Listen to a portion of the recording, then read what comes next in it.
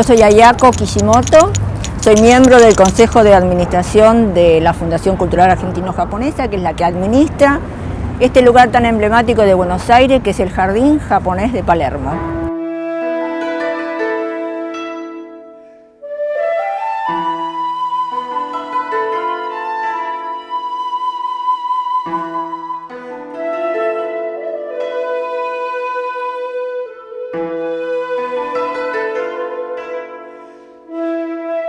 Este jardín tiene una historia interesante por cuanto es una donación que hace la colectividad japonesa a este país y es un símbolo de agradecimiento de la colectividad japonesa a la República Argentina por la bienvenida que tuvieron los miembros de nuestra comunidad en este país.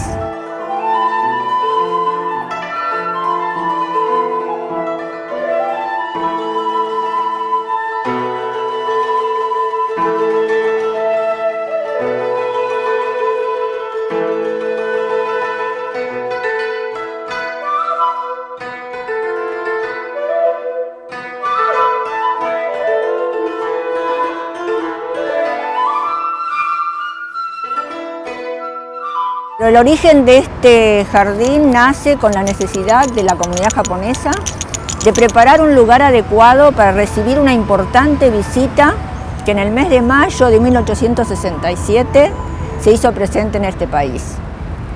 Los entonces príncipes del Japón, Michiko y Akihito, actuales emperadores, hicieron la primera visita a este país.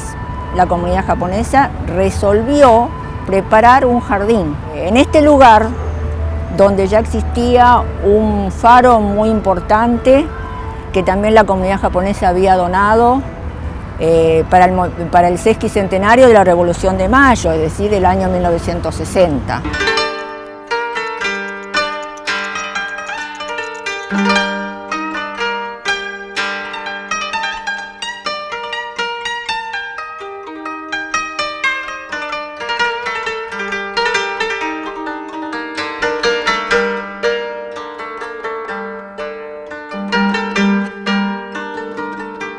Fue el paisajista Luis Yamada que diseñó la primera parte de la construcción de este jardín y el 15 de mayo del año 67 fue inaugurado con la presencia de los príncipes.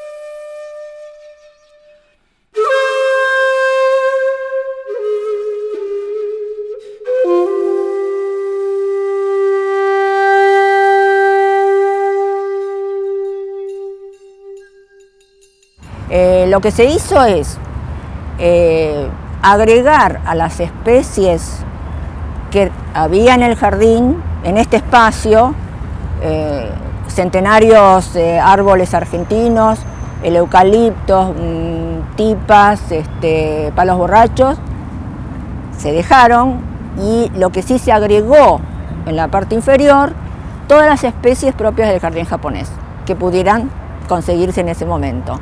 Pinos, ginkgo biloba, kiri o ichó, es decir, las especies autóctonas preferenciales. Cerezos no podía faltar.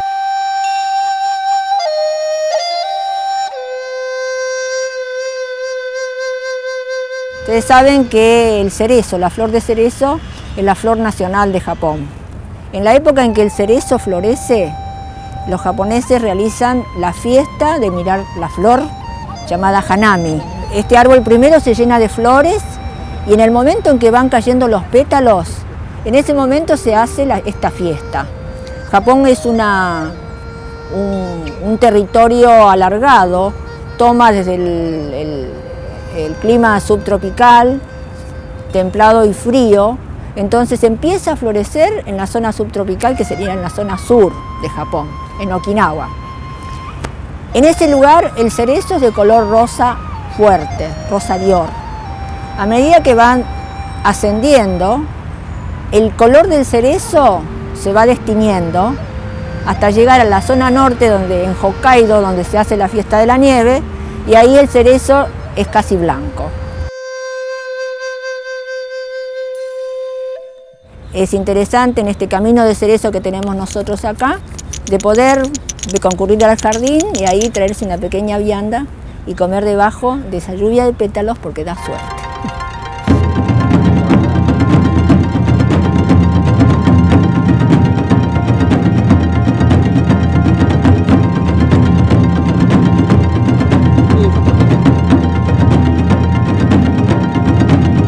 Bueno, ahora tenemos la vista del puente curvo. Todos los jardines japoneses nacieron rodeando los templos. En realidad, el monje es el que paseando por el jardín, meditando, ordenaba y limpiaba el jardín. El monje, para cruzar ese puente con sus fieles, lo cruzaba y la curvatura es necesaria porque lo que le va a dar lugar a que debe aminorar la marcha, caminar con cuidado, con dificultad, lentamente, porque al cruzar ese puente va a ingresar a la isla de los dioses. Ese puente une la tierra con el cielo.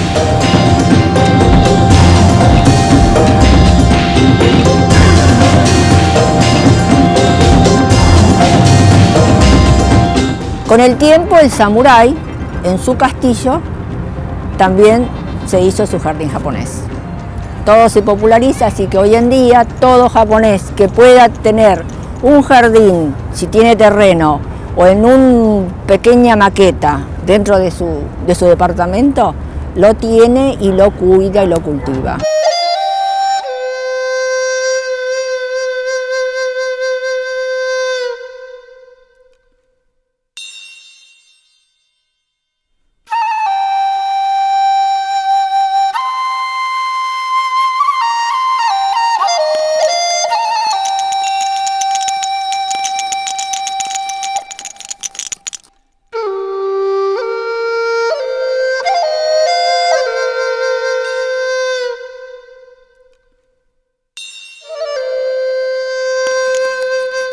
Siguiendo con la historia, al poco tiempo, en 3 años, ese original jardín que había sido donado a la municipalidad, se había secado el lago, muertos los peces.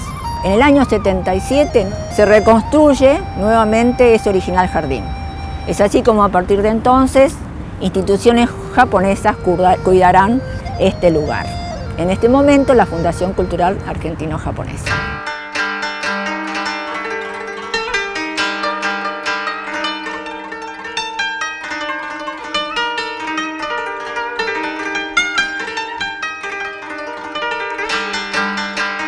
Lo que sí podemos considerar turísticamente, que en este lugar, en Buenos Aires, tener la posibilidad de entrar a este jardín, que en todo jardín japonés es la reproducción de la geografía japonesa.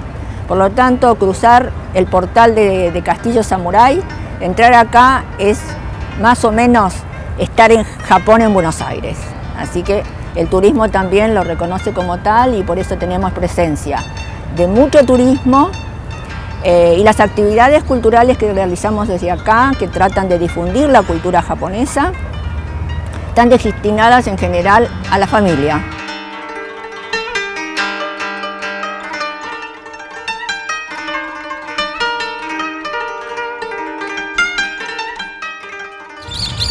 Desde hace 10 años, esta fundación decidió promover la cultura popular japonesa y para ello ingresamos en la programación los festivales populares japoneses.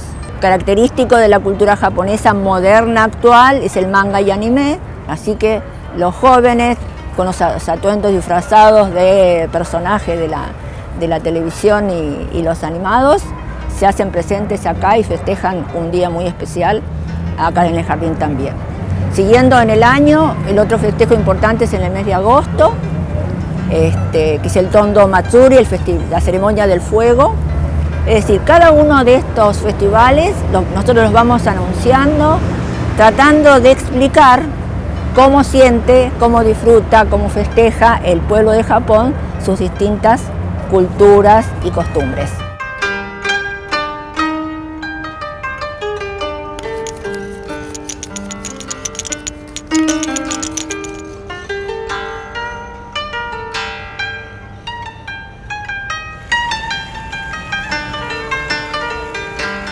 Este es uno de los puentes que justamente surcan este lago del jardín japonés.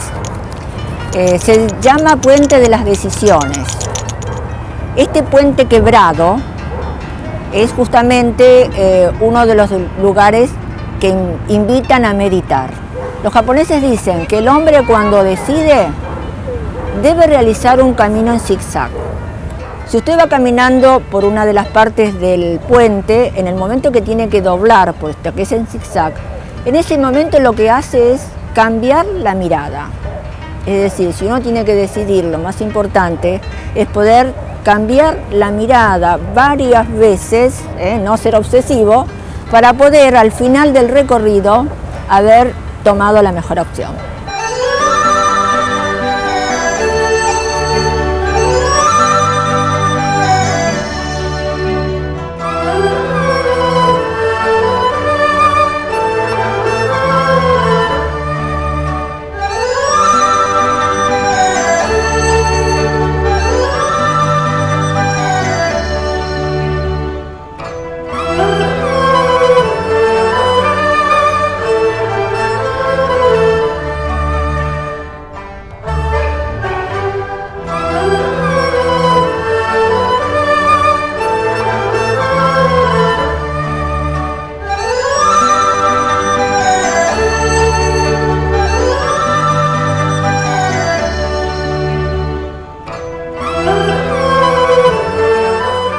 Lo que pueden ver es el puente trunco.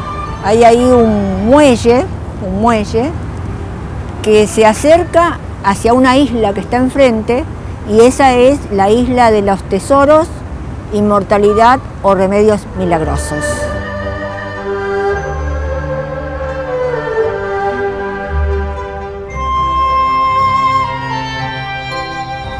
Este muelle es un lugar preferencial para la meditación.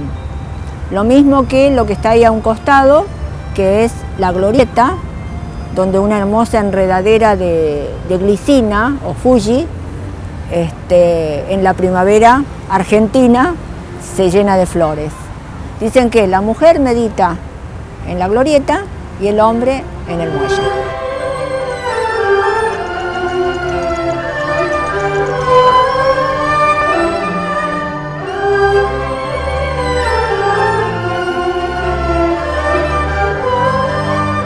Torres similares a esta siempre tienen un número impar de aleros. La idea del número impar coincide con el hecho de que es un número que es indivisible al infinito. Ellos consideran, los japoneses, que al ser indivisible permanece siempre unido. Así que con esa idea, los 13 aleros, 13 etapas que debe superar el hombre para alcanzar a los dioses.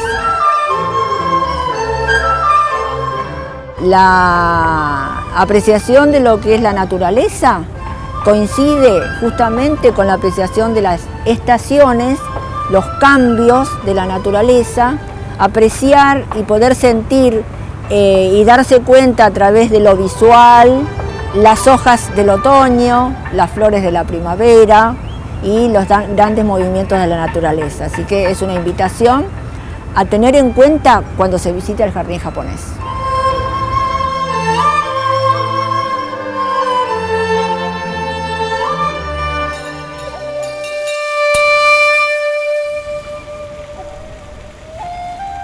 Describiendo este jardín como todo jardín, tenemos que partir de la idea de que la cultura japonesa, el hombre japonés, se siente uno en la naturaleza.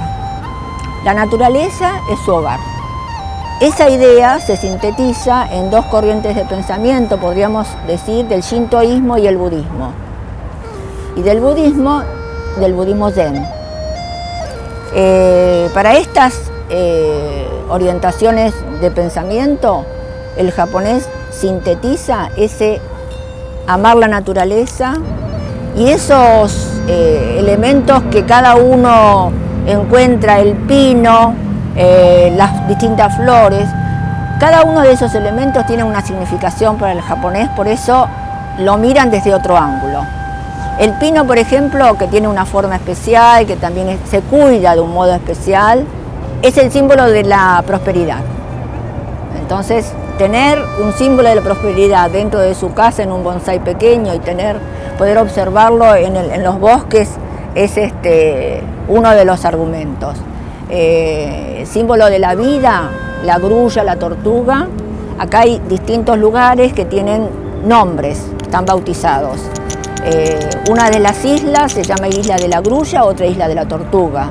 En esa nominación de las islas, lo que están poniendo es el símbolo, la grulla de la paz, armonía y larga vida, y la tortuga de la longevidad.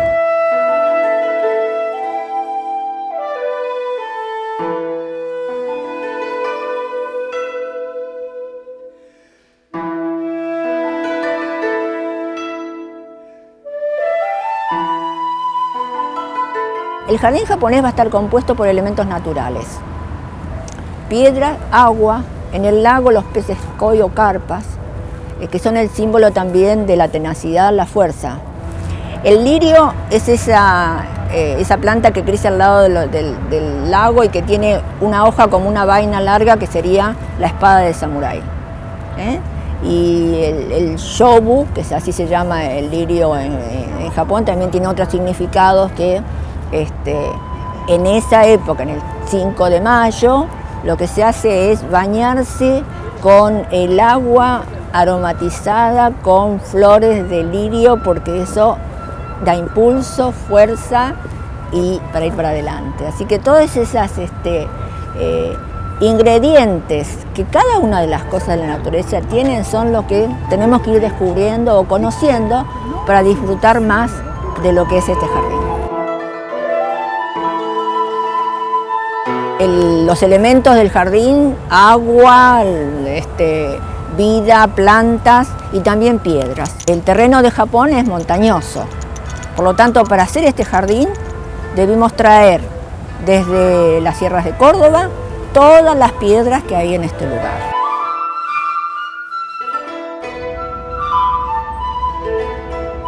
Por ejemplo, estas 5 piedras que hay frente al edificio principal simbolizan, por un lado, naves que están varadas para ingresar a la isla de los tesoros, que es la que tenemos adelante. Y también representaría una familia completa. En general dicen que los que están más abajo del agua son los abuelos.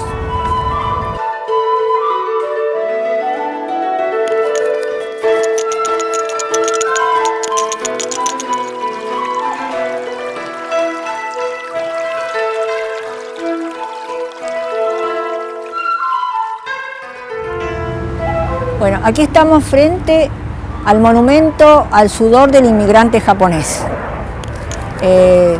Sabemos que todas las piedras del jardín proceden de la provincia de Córdoba. Esta gran roca fue seleccionada justamente porque vieron en ella la imagen de una familia. Sobre el mármol hay una inscripción en caligrafía japonesa y fue escrita en el papel, luego se transcribió a la piedra por el ministro Sonoda, que era muy famoso por su hermosa caligrafía. Por eso, para muchos que entienden de este tema, japoneses, visitar este monumento tal vez sea admirar la caligrafía que está impresa en el mármol. Alrededor de este lugar hay ubicadas placas recordatorias de las visitas de los miembros de la familia imperial a nuestro país. Por supuesto, en la inauguración, los príncipes Michiko y Akihito, que volvieron en el año 97 como emperadores.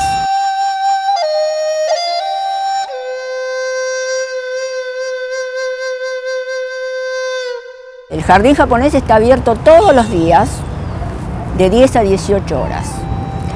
Y lo que sí, en este paseo, que lo más importante es el paseo, el reconocer los símbolos del jardín, la historia de nuestra colectividad que de alguna manera está plasmada en distintos elementos simbólicos, pero contamos también con un hermoso edificio.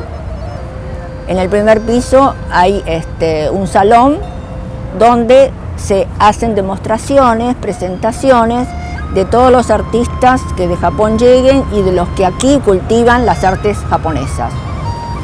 En la parte inferior de este edificio hay un restaurante confitería, donde se puede degustar el té corriente, el té verde japonés también, pero además contamos acá en el jardín, es una primicia porque lo estamos preparando y lo inauguraremos prontamente, con una casa de té que ha sido trasladada desde Japón. Recibimos una donación.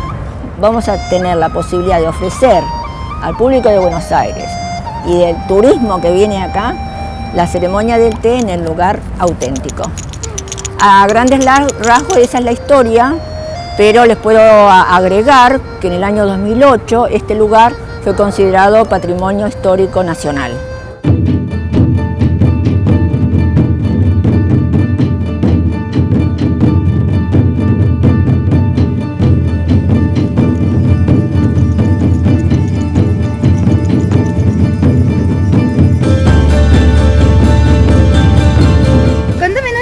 Se te dio por empezar con el origami, ya que no sos japonesa, evidentemente? Sí, no soy japonesa, tampoco tengo antepasados japoneses, o sea, no hay ningún... No, claro, fue algo muy loco. Yo hago origami desde que era niña, desde que tenía 10, 12 años. Empecé haciendo origami, una tía me regaló un libro y eso fue mi introducción.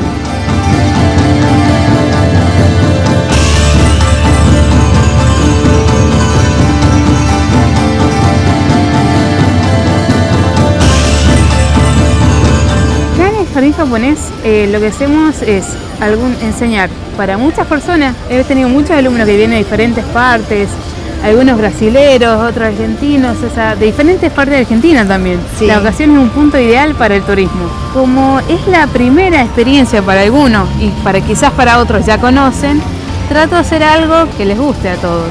Entonces es una figura simple, pero se van con algo. Entonces, claro, les engancha muchísimo con el origami porque es un arte muy accesible. Es papel. Claro.